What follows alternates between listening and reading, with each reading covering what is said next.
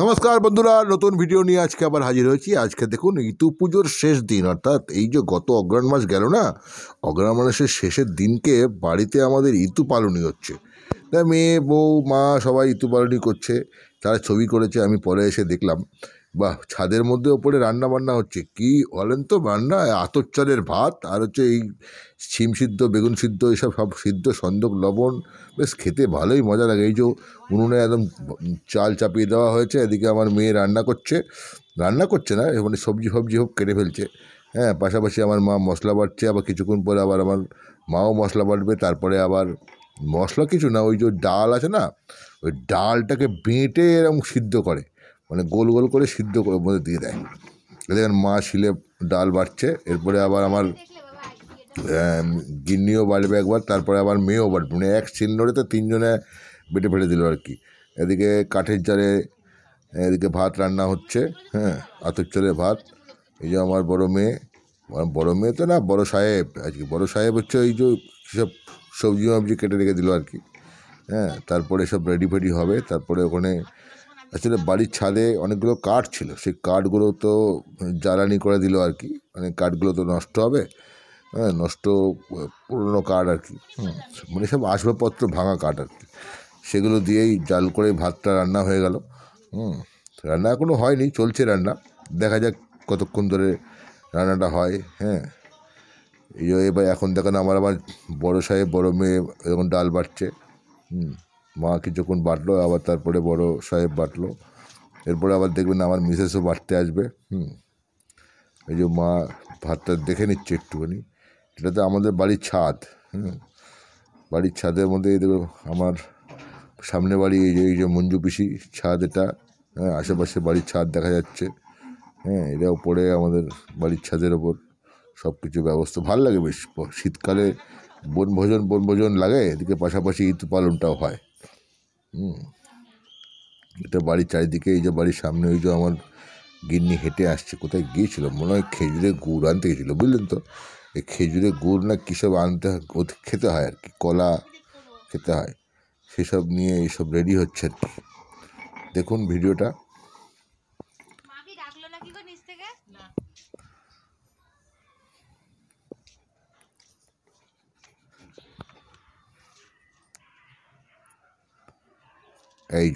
এই যে হাড়ির মধ্যে, এর মধ্যে কী দিল জানেন?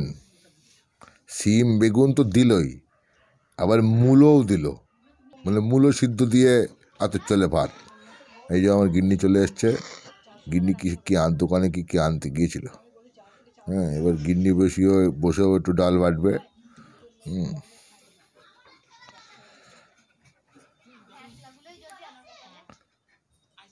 এই যে বসে পড়েছে গিন্নি, এক শিলে তিনজনে বেটে ফেলে দিল।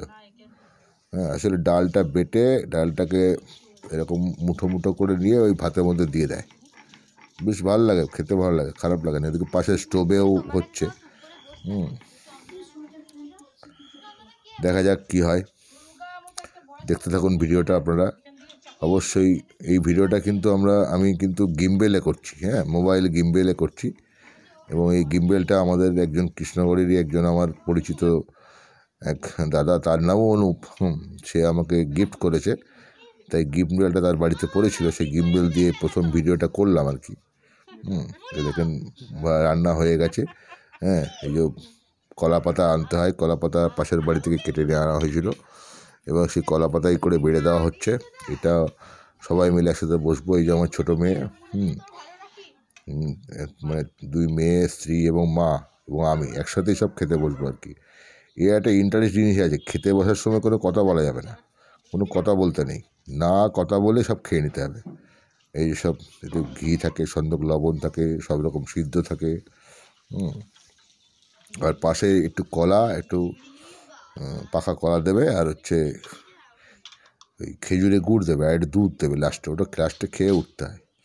আবার মুখে বলতে হবে ইতু পালনী হলো, ইতু পালনী হলো, ইতু পালনী হলো, 3বার বলতে হবে, তারপরে এটা শেষ হবে। এই শেষ করার পরে ইতু ঠাকুর যে রয়েছে বাড়িতে, সেইটা আবার জলঙ্গি গঙ্গার, আমাদের এখানে জলঙ্গি ঘাট আছে, সেই ঘাটে আবার নিয়ে যাবে। দেখেন সব খেতে বসে পড়েছে, আমিও বসে পড়েছি। 4 জনে বসে আছি, 5 জনে বসে আছি, ছাদে বসে বসে খাওয়া, মনে হবে যেন পিকনিক, কিন্তু না, এটা কিন্তু ঋতু পালনই হচ্ছে। দেখতে থাকুন ভিডিওটা, দেখেন সবাই চটকে সব খেয়ে নিচ্ছে। দেখেন আমার মেয়ে, ছোটো মেয়ে তো খেতে ঠিক মতো পারে না, আবার বড় মেয়ে ছোটো মেয়েকে একটু মাখিয়ে চেকিয়ে দিচ্ছে, আবার খাইয়ে দিচ্ছে। কোনো অসুবিধা নেই। দেখেন আমার কিন্তু খাবার শেষ হয়নি, আমার গিন্নির দেখেন পুরো সাঁটিয়ে মেরে দিয়েছে, দেখেন পাতা খালি, দেখেছেন? হ্যাঁ, আসলে আমি খেতে পারিনি পুরোটা, আসলে বেশি খাওয়া যায় না, বুঝলেন তো, অল্প অল্প খেতে হয়। খাওয়া প্রায় হয়ে গেল। বেশ মজাদার করে, ভালো লাগলো, আনন্দ লাগলো আর কি। ছাদে বসে বসে রান্না হলো, তারপরে খাওয়া দাওয়া হলো, এবং একসাথে বসে খাওয়া বেশ ভালোই লাগে। আমার খাওয়া হয়ে গেল, এবার আমার পাতা, এইসব পাতা একসাথে করে নিয়ে নিচ্ছে। আসলে এখানে একটা কথা বলছে মুখে, হ্যাঁ, ঋতু পালনী হলো, ঋতু পালনী হলো, ঋতু পালনী হলো, 3 বার বলতে হয়। আর আবার যে বলতে হয়, আমাকে বলতে হচ্ছে হ্যাঁ হলো করতে হচ্ছে। খাওয়া দাওয়া হয়ে গেল প্রায়। এবার এই পাতাগুলোকে সুন্দরভাবে গুছিয়ে এগুলোকে আবার জলে ফেলতে হবে, এগুলো সেখানে ফেলা যাবে না। বা কোনো গরু টরু আসলে সে তাকে খাইয়ে দেওয়া যেতে পারে।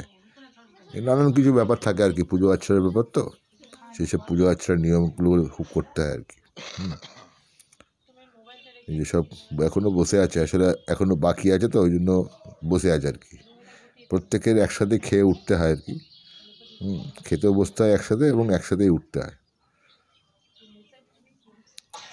এটা হচ্ছে আমাদের পাশের বাড়ি, হ্যাঁ, মানে আমাদের পাশের বাড়ি, এই যে মঙ্গলদের বাড়ি, উপরে ছাদে এখানে মৌয়া বুচি এখানে দাঁড়িয়ে দেখছিল।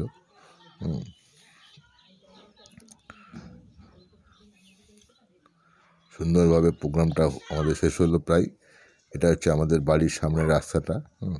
ওইদিকে সব মাঠে সব বসে আছে, রোদ পোয়াচ্ছে অনেকেই, সেটা আমি আবার দেখতে আসলাম। দেখতে এসে আবার বাড়ি চলে আসলাম। বাড়ি চলে এসে আবার ইতু পুজোটা, সব মেয়ে আবার এই যে পাশের বাড়ি মৌ আছে, ইতু ঠাকুরকে নিয়ে কৃষ্ণনগর জলঙ্গি ঘাট, যেখানে আমাদের জগদ্ধাত্রী পুজো, দুর্গা পুজো, কালী পুজো বিসর্জন হয়, সেই ঘাটে আমার মেয়ে এই যে গেছে। এই যে সব নিয়ে ইতু ঠাকুর নিয়ে বসে আছি। সুন্দর একটা পার্ক হয়েছে কিন্তু জলঙ্গি ঘাটে, এই পার্কটাও বেশ দেখতে সুন্দর। এই যে আমাদের ভাইপো, এই গুড্ডু, এটা আমার ভাইয়ের ছেলে, সেও ওদের ওই এলাকাতে বাড়ি, তো সেও ইতু ঠাকুরটা নিয়ে তাদের মাতার মা নিয়ে বেরিয়ে, এই যে আমার ভাই বউ ইতু ঠাকুর নিয়ে বেরিয়েছে। কেন একসাথে ওখানে যাচ্ছে আর কি। এই যে পাশে আমার বড় মেয়ে কাকিমা, আর হচ্ছে কাকিমা বলে না, ও মু বলে ডাকে। মু কেন বলে জানেন? আসলে মুক্তি নাম বলে, ওই যে মু ছোটোবেলা থেকে বলে, ওই জন্য মু বলে ডাকে।